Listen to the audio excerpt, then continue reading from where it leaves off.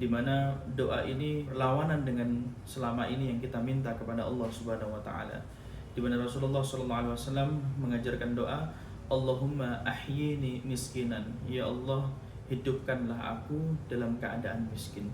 Apa artinya harta yang berlimpah? Apa artinya mobil yang banyak, rumah yang mewah, jabatan yang tinggi, tapi kalau itu semuanya justru membuat kita terpenjara, justru membuat kita menjadi tidak nyaman dalam menjalani kehidupan di dunia ini, dan justru malah bisa mengkhawatirkan kita di kehidupan akhirat nanti. Al-Imam Al-Ghazali dalam kitab Ihya Ulumuddin mengatakan bahwasannya di antara penyebab syahwat dalam diri seseorang itu memuncak adalah karena pola makan, pola minum yang gak diatur.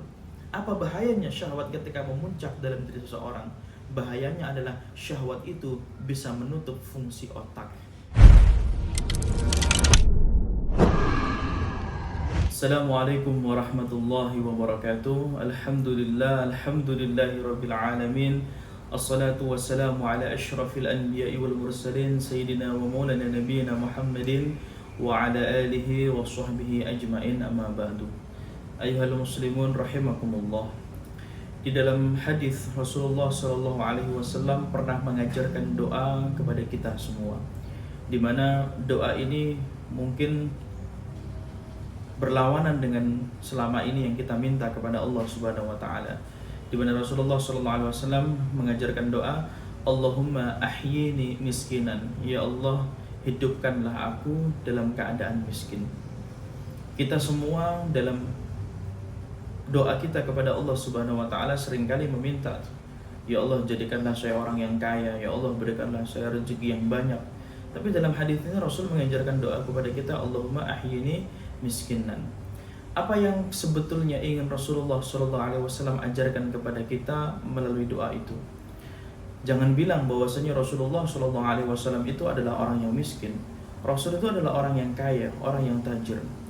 Bahkan disebutkan di dalam kitab Mustadrak Al-Wasail, Husain Al-Nuri mengatakan, ketika Rasulullah sallallahu alaihi wasallam menikahi Sayyidah Khadijah, mahar yang diberikan oleh Rasulullah sallallahu alaihi wasallam kepada Sayyidah Khadijah jumlahnya adalah fantastis.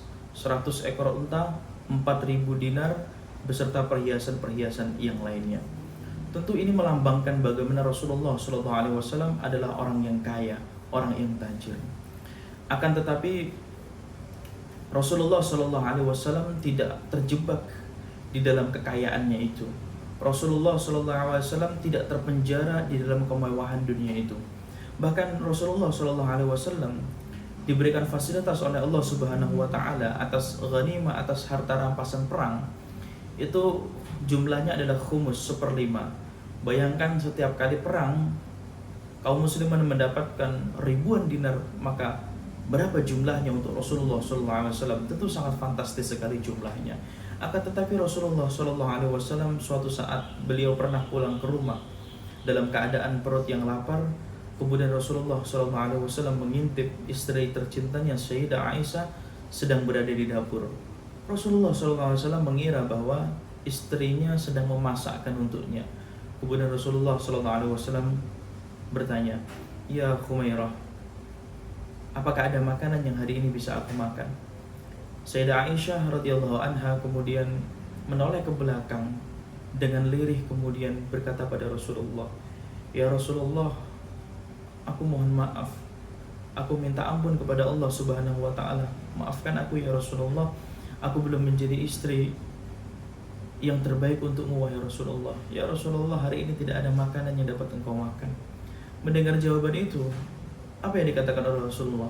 Ya sudah, kalau tidak ada makanan, aku hari ini berpuasa. Bahkan dalam kisah yang lainnya juga, Sayyidina Umar radhiyallahu anhu sampai kemudian beliau menangis karena melihat Rasulullah sallallahu alaihi wasallam tidur hanya berlaraskan tikar yang keras dan juga berlaraskan pelepah kurma. Sampai kemudian Rasulullah SAW setiap bangun tidur berbekas pipinya Rasulullah sallallahu alaihi wasallam. Tapi apakah Rasulullah Shallallahu Alaihi Wasallam merasa sengsara? Apakah Rasulullah Shallallahu Alaihi Wasallam merasa menderita, merasa kemudian tidak bahagia ketika Rasulullah Shallallahu Alaihi Wasallam memilih jalan hidup kesederhanaan itu? Tentu tidak. Rasulullah Shallallahu Alaihi Wasallam berbahagia atas kehidupannya.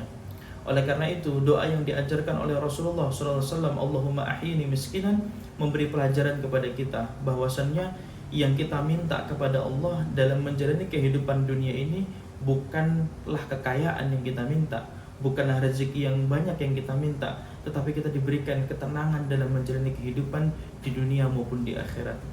Apa artinya harta yang berlimpah? Apa artinya mobil yang banyak, rumah yang mewah, jabatan yang tinggi, tapi kalau itu semuanya justru membuat kita terpenjara, justru membuat kita menjadi tidak nyaman dalam menjalani kehidupan di dunia ini, dan justru malah bisa mengkhawatirkan kita di kehidupan akhirat nanti. Hadirin yang dimuliakan Allah Subhanahu wa ta'ala, di dalam kajian ilmu tasawuf, para ulama mengatakan bahwasannya jasad adalah penjara bagi ruh. Mengapa?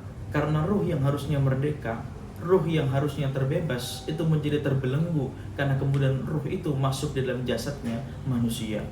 Karena dengan jasadlah kemudian ruh menjadi terpenjara. Jasad butuh makan, jasad butuh tidur, jasad butuh minum, dan butuh kebutuhan-kebutuhan yang lainnya. Itulah yang membuat ruh itu terpenjara. Dan as-sa'adah, kebahagiaan, itu letaknya ada dalam ruh kita. Maka siapapun yang bisa membebaskan ruh daripada jasadnya, maka dia akan menemukan kebahagiaan dunia dan juga kebahagiaan di akhirat nanti. Oleh karena itu, kekayaan itu bisa menyebabkan ruh terpenjara dalam hati kita.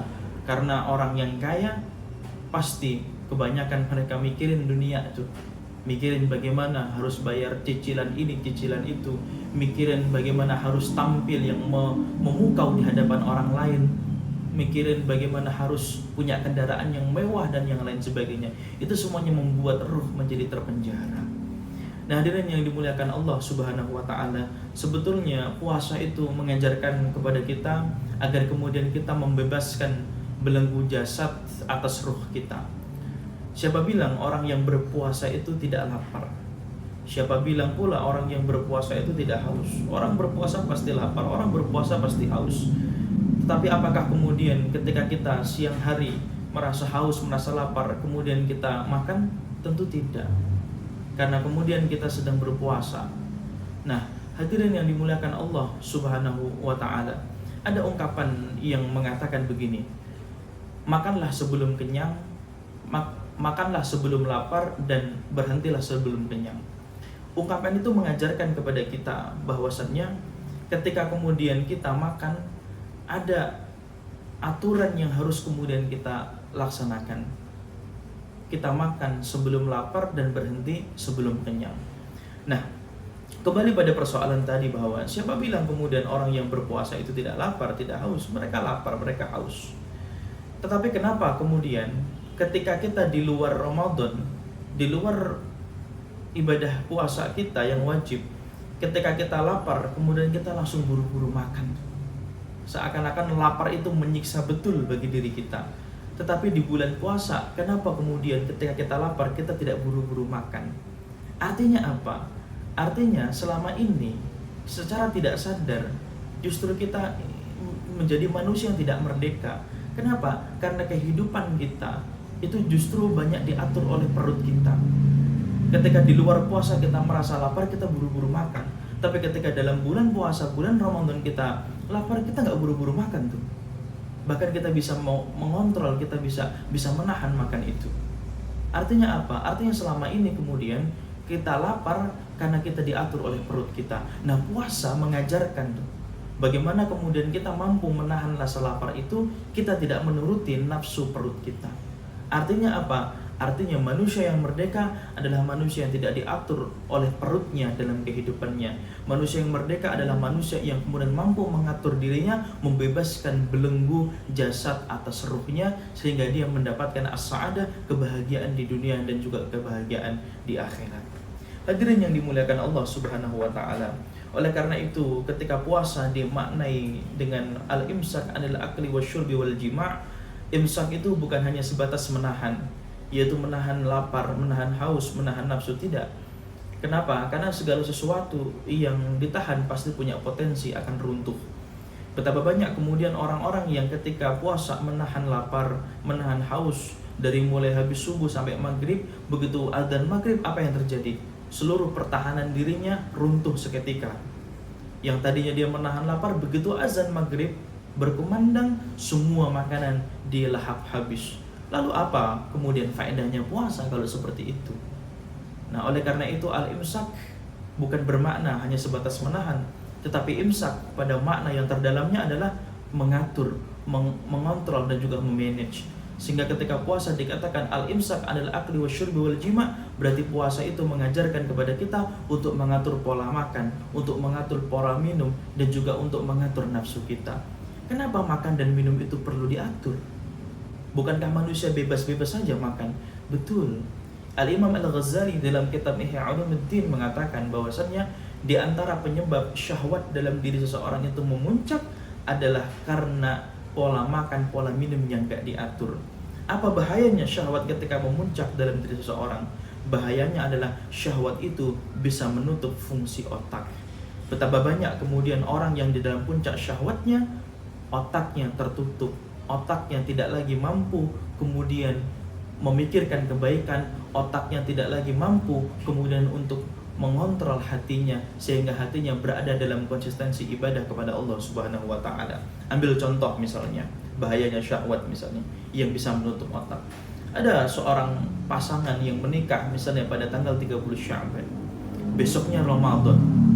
Ketika dia baru menikah, tentu kita tahu semua, nafsunya sedang menggebu-gebu. Syahwatnya sedang bergejolak-gejolaknya. Kemudian besoknya Ramadan. Dari pagi dengan istrinya dia sudah menahan. Begitu kemudian adzan maghrib berkumandang, apa yang terjadi? Ketika syahwatnya sudah memuncak, yang terjadi adalah ketika dia berhubungan dengan istrinya, apakah kemudian dia ingat untuk sholat tarawih? Tentu tidak. Apakah dia ingat kemudian untuk pergi ke masjid? Tentu tidak. Itulah syahwat.